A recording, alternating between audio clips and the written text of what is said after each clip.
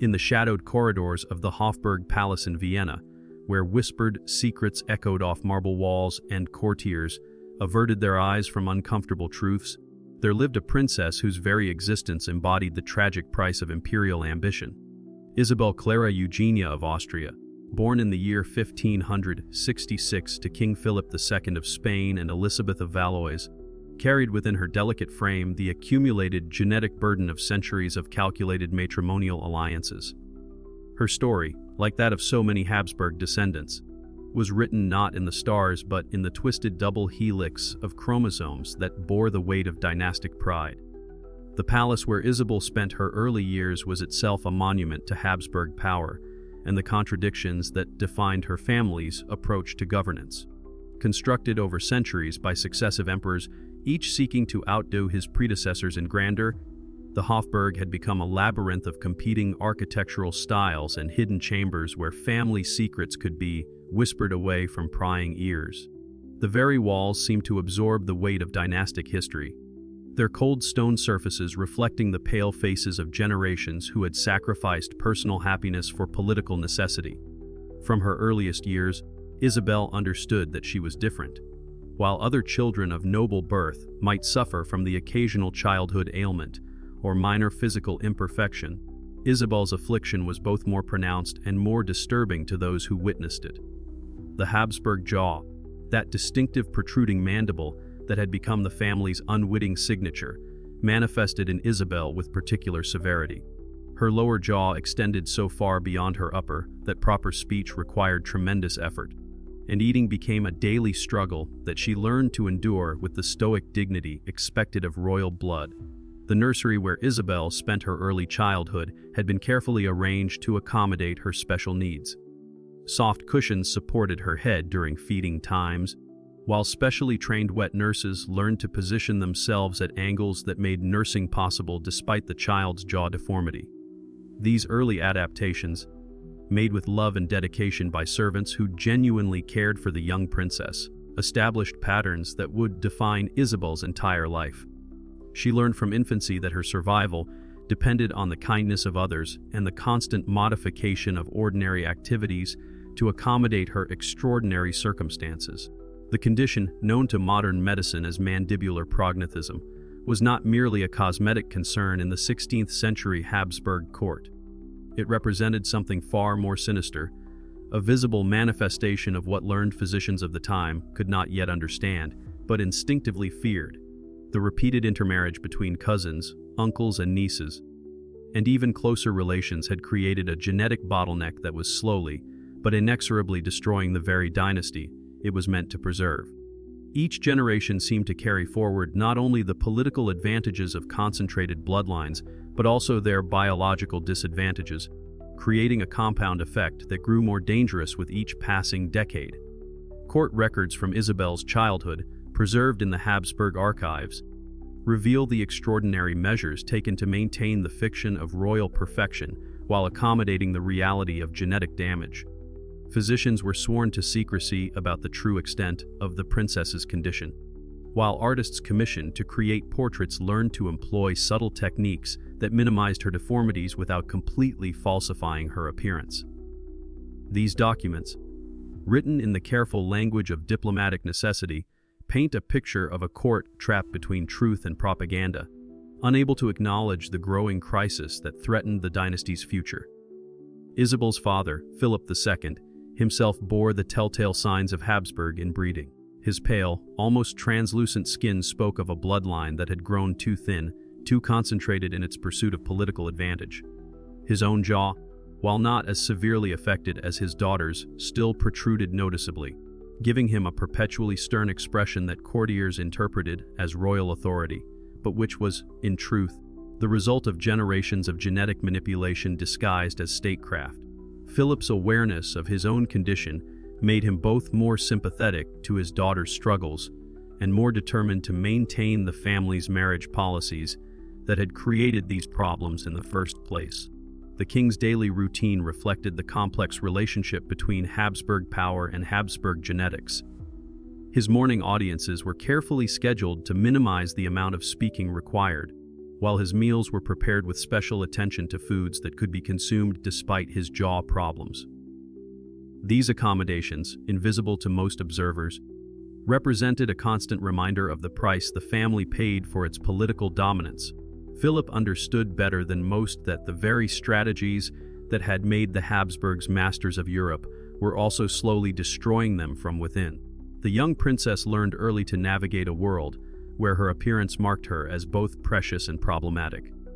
Court physicians, bound by loyalty and fear to maintain the fiction that royal blood was inherently superior, offered elaborate explanations for the family's recurring physical anomalies. They spoke of the divine nature of kingship, suggesting that such distinctive features were marks of celestial favor rather than genetic degradation. Yet in private moments, when they thought themselves unobserved, these same learned men would shake their heads and whisper of bloodlines grown too pure, of family trees that had become circles rather than branches reaching toward diverse genetic futures. Dr. Martinez de Leyva, the chief court physician during Isabel's childhood, kept detailed but carefully coded records of the Habsburg family's medical history. His private journals, discovered centuries later in a sealed chamber of the Escorial, reveal a man torn between professional honesty and political necessity. He documented patterns of inheritance that clearly showed the connection between close marriages and genetic abnormalities, yet he was forbidden from sharing these insights with anyone outside the immediate royal family. His frustration is evident in journal entries that describe promising treatments abandoned due to political concerns and research opportunities lost to dynastic pride. Isabel's education proceeded under the watchful eye of tutors, who had been carefully selected not only for their scholarly credentials, but for their discretion regarding the more troubling aspects of Habsburg heredity. She learned Latin and Greek, studied the histories of great empires, and mastered the complex protocols of court etiquette. Yet beneath these conventional royal accomplishments lay a more disturbing curriculum, an unspoken understanding of her role in perpetuating a system that was slowly destroying itself through its own success. Her primary tutor, Father Alessandro Farnese, was himself a product of noble inbreeding, though from an Italian rather than Austrian line. His own subtle physical abnormalities and keen intelligence made him uniquely qualified to understand Isabel's situation. Under his guidance, she developed not only conventional scholarly skills, but also a deeper appreciation for the complex relationships between politics, biology, and human suffering. Father Alessandro's teaching methods emphasized critical thinking and independent analysis, skills that would prove crucial as Isabel began to understand the true nature of her family's predicament. The library where Isabel spent countless hours studying had been assembled over generations by Habsburg rulers who valued learning as much as they valued power. Ancient texts on medicine and natural philosophy sat alongside contemporary works on statecraft and diplomacy, creating an intellectual environment where curious minds could explore connections between seemingly disparate fields of knowledge. Isabel's reading was carefully supervised, but her tutors recognized her exceptional intelligence and gradually allowed her access to increasingly sophisticated materials. By the age of 12, she was reading medical treatises that discussed heredity and inheritance, though always in theoretical rather than personal terms. The marriage negotiations that would determine Isabel's fate began when she was barely 14 years old. In the great halls of the Escorial, Philip II's austere palace outside Madrid, ambassadors and marriage brokers spread genealogical charts across massive oak tables, tracing bloodlines with the precision of military strategists planning a campaign. The goal, as always, was to identify a suitable Habsburg relative who could serve as Isabel's husband while maintaining the family's jealous grip on political power across Europe. These negotiations represented diplomacy at its most calculating and intimate. Every potential suitor was evaluated not only for his political connections and territorial holdings, but also for his genetic compatibility with Isabel's particular combination of Habsburg traits.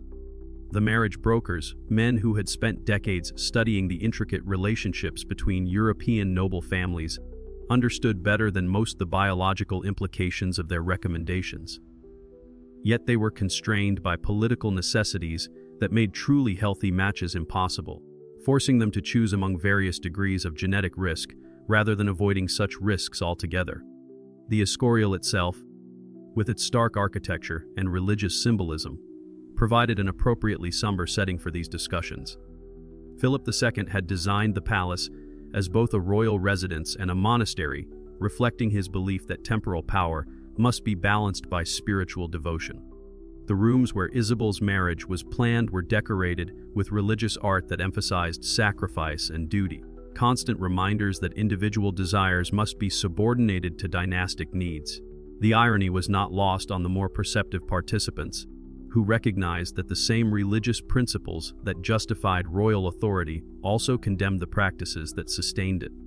The chosen candidate was Archduke Leopold Charles of Austria, Isabel's cousin, and a man who carried his own burden of Habsburg genetic inheritance. Leopold Charles, born in 1563, was the son of Archduke Charles II of Austria and Maria Anna of Bavaria, a union that had itself been carefully orchestrated to keep Habsburg blood within acceptable bounds of consanguinity. When the betrothal was announced in 1579, court astrologers proclaimed it a match blessed by heaven, while privately, palace physicians exchanged worried glances and made discreet inquiries about the couple's prospects for producing healthy heirs. Leopold Charles's own childhood had been marked by challenges that paralleled Isabel's in some ways, while differing dramatically in others. Where Isabel's problems were primarily physical, Leopold Charles suffered from emotional and mental instabilities that manifested as severe mood swings and periods of debilitating depression. His tutors had learned to adjust their teaching methods to accommodate days when their pupil could barely function, while his physicians experimented with various treatments that ranged from bloodletting to exotic herbal remedies imported from distant corners of the Habsburg Empire. The Archduke's correspondence from his teenage years, preserved in the Vienna State Archives, reveals a young man of considerable intelligence struggling with forces he could neither understand nor control. His letters to his parents describe episodes of overwhelming sadness alternating with periods of manic energy, patterns that modern medicine would recognize as bipolar disorder, but which 16th century physicians attributed to imbalances in bodily humors or divine displeasure. These documents provide a poignant counterpoint to Isabel's story, showing how Habsburg genetic problems manifested differently in different individuals while following similar underlying patterns. Leopold Charles suffered from his own manifestation of the family curse, though his affliction was less immediately visible than Isabel's dramatic jaw deformity.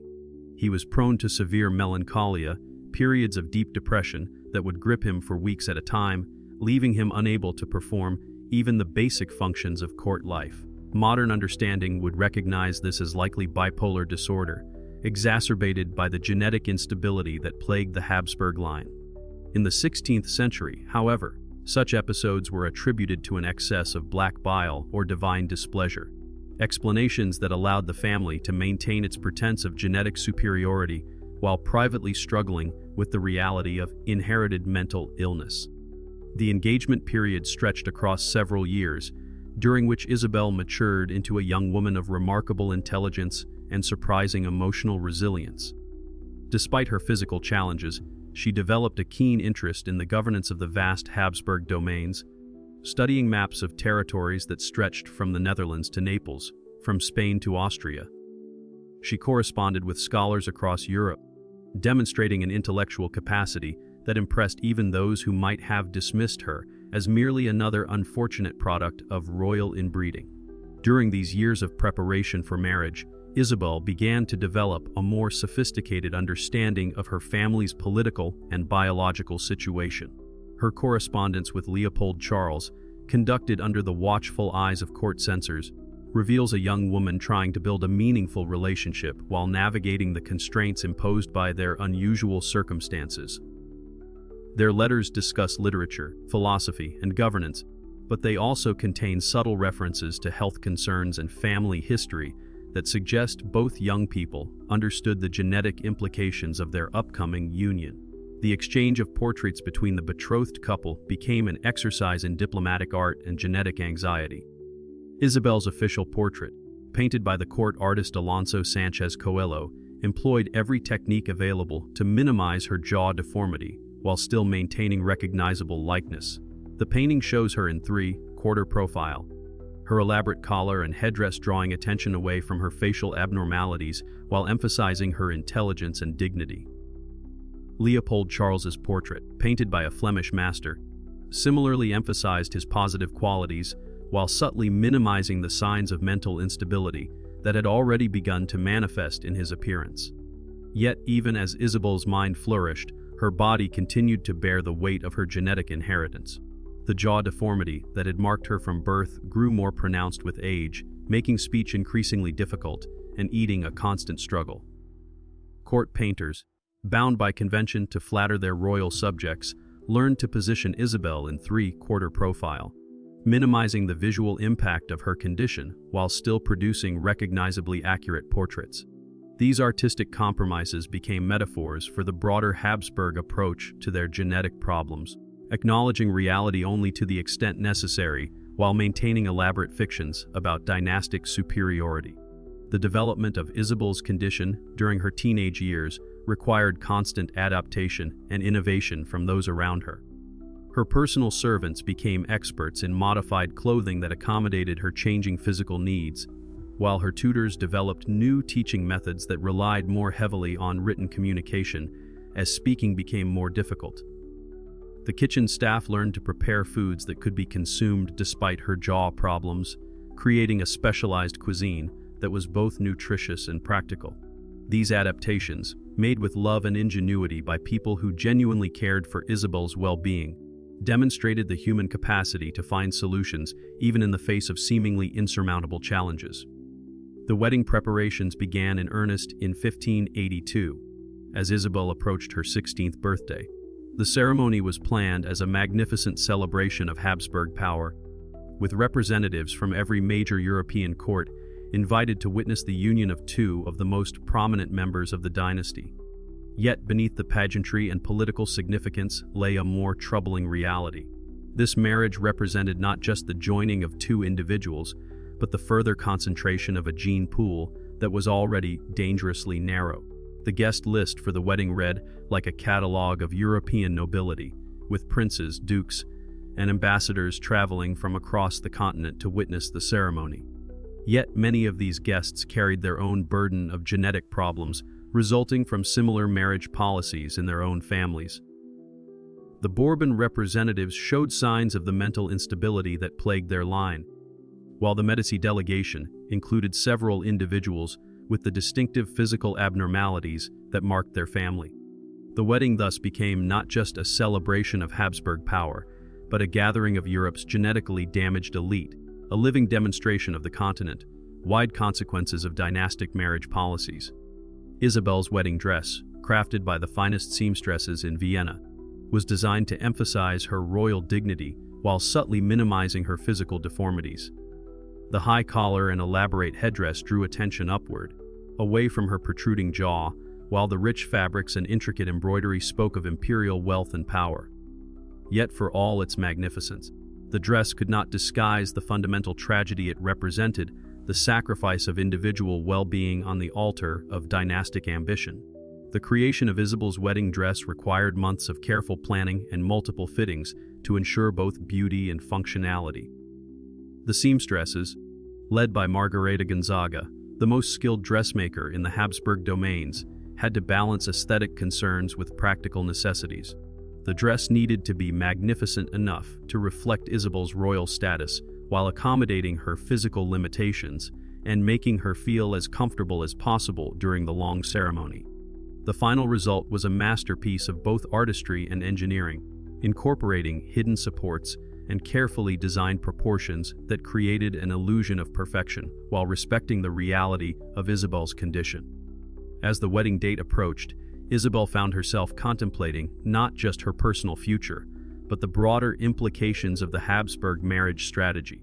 She had studied enough genealogy to understand the patterns that governed her family's matrimonial choices, and she possessed sufficient intelligence to recognize the connection between these patterns and the physical and mental afflictions that plagued so many of her relatives.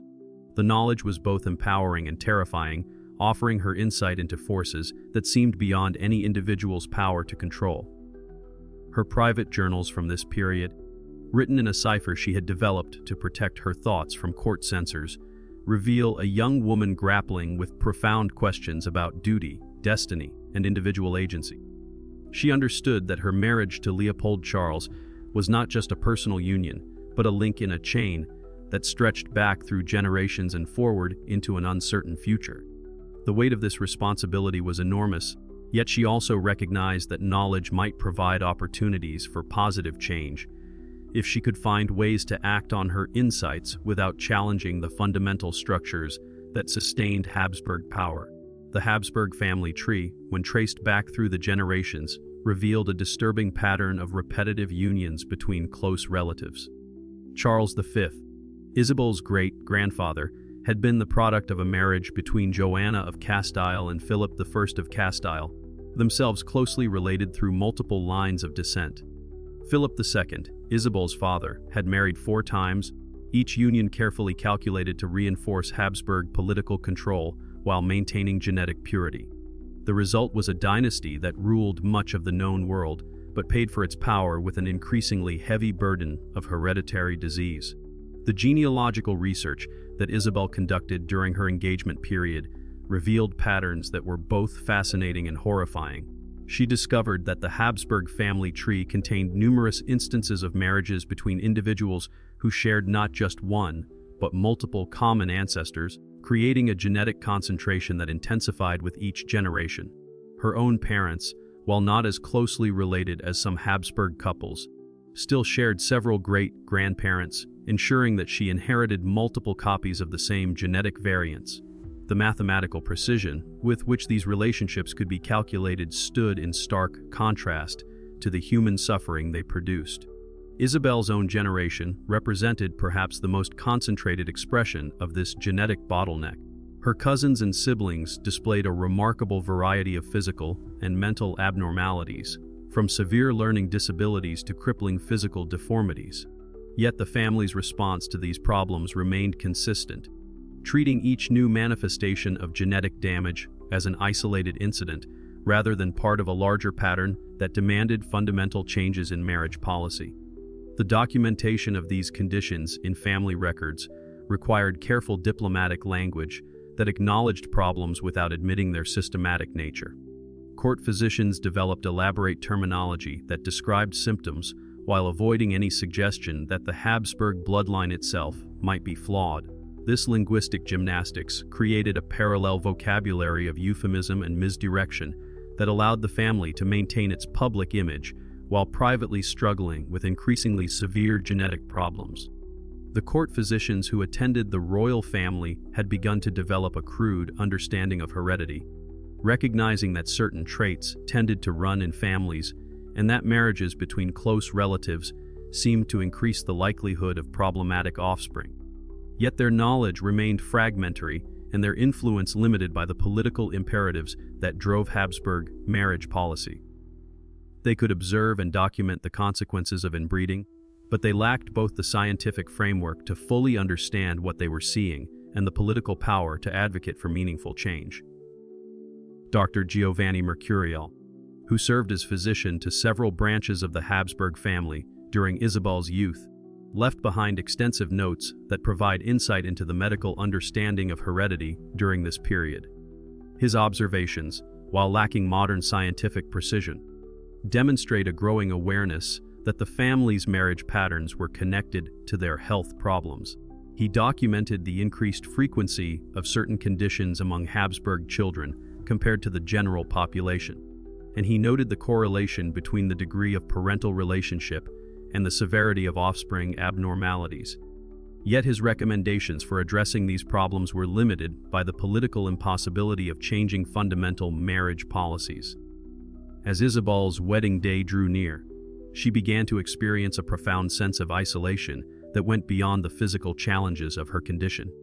She understood, perhaps more clearly than any of her contemporaries, that she was not just marrying Leopold Charles, but becoming part of a system that valued political advantage over human well-being. The realization was both liberating and crushing, freeing her from illusions about her role, while burdening her with knowledge that she felt powerless to act upon. The final weeks before the wedding were filled with ceremonies and celebrations that served to reinforce the political significance of the union, while distracting attention from its more troubling aspects. Religious services emphasized the divine nature of royal marriage, while diplomatic receptions highlighted the international importance of Habsburg alliances.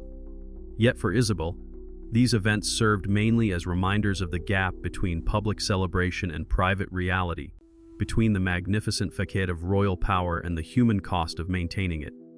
The wedding ceremony itself, held in the Cathedral of St. Stephen in Vienna on a cold morning in March 1583, was a masterpiece of Habsburg pageantry. The cathedral was filled with representatives of every major European power, their presence testament to the continued political importance of the Habsburg dynasty despite its growing genetic problems. Isabel, resplendent in her elaborate wedding gown, processed down the aisle with the dignity befitting her station, her physical deformities rendered less noticeable by the ceremony's grandeur and the careful positioning of courtiers and clergy. The Cathedral of St. Stephen, with its soaring Gothic architecture and centuries of imperial history, provided a setting that emphasized both the grandeur and the burden of Habsburg power. The same stones that had witnessed the coronation of emperors now observed the union of two young people, whose marriage represented both the culmination of dynastic ambition and its potential destruction. The religious symbolism that filled every corner of the building spoke of sacrifice and redemption, themes that resonated with particular poignancy given the personal sacrifices that Isabel and Leopold Charles were making for their family's political needs. Leopold Charles, waiting at the altar in his ceremonial robes, presented his own study in Habsburg genetics. His pale complexion and slightly protruding jaw marked him clearly as a member of the family, while his nervous demeanor hinted at the mental instability that would plague their marriage. The vows they exchanged were not just personal promises, but political contracts, binding together two branches of a family that had already grown too close for genetic health. The wedding feast that followed was a celebration of imperial power and wealth, with delicacies from across the Habsburg domains and entertainment that lasted well into the night. Yet, for all its magnificence, the celebration could not disguise the fundamental tragedy it represented. Two young people, both bearing the genetic burden of centuries of calculated inbreeding, had been joined in marriage not for love or personal compatibility, but to serve the political needs of a dynasty that was slowly destroying itself through its own success.